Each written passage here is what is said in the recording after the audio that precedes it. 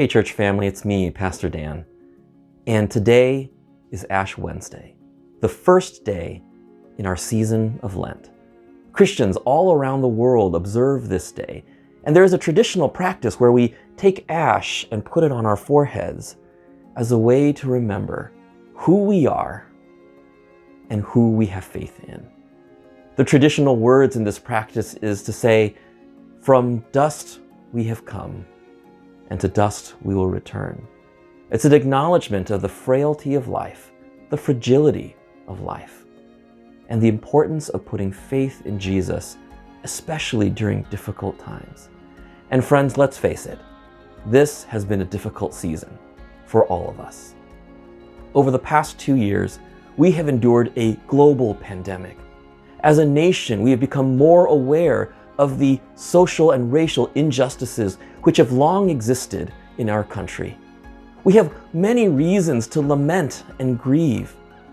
We grieve the loss of loved ones during the pandemic, those for whom we could not celebrate properly because we couldn't gather together with other people in a safe space. We grieve the loss of social connections. For those of us who are parents, we grieve what has happened for our own children as their social lives were disrupted. We grieve the loss of jobs and income. We grieve so many things. And even as we seem to be emerging from this pandemic, as COVID numbers come down, as regulations and guidances change in and around us, and as we look toward a hopeful future, we still carry with us the burden of our grief. The season of Lent for Christians throughout history has often been a time where we would prune back a few things, give ourselves spaces to reflect on our own brokenness and the things that we've been going through as we move toward Easter. We've been going through a lot for a long time. So in order for us to turn toward the hope of Easter and that hope and optimism of a new future, it's important for us to take time to grieve and to lament.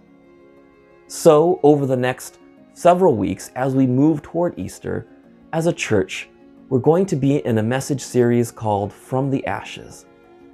It's a chance for us to lament together. And speaking of that word lament, I want to share a quote with you from a book that I really enjoy. Lament is not despair. It is not whining. It is not a cry into a void. Lament is a cry directed to God. It is the cry of those who see the truth of the world's deep wounds and the cost of seeking peace. It is the prayer of those who are deeply disturbed by the way things are. The journey of reconciliation is grounded in the practice of lament. As a church, as we pursue God's mission of reconciliation, us to God and us to one another, as we look to bring restoration to our church, to our lives, to our communities, it's important for us to take time to grieve, lament, to name the things that we've been struggling with and going through over the last couple of years. And at the end of that process, for us to turn our attention to hope, to turn our attention to new life in Jesus.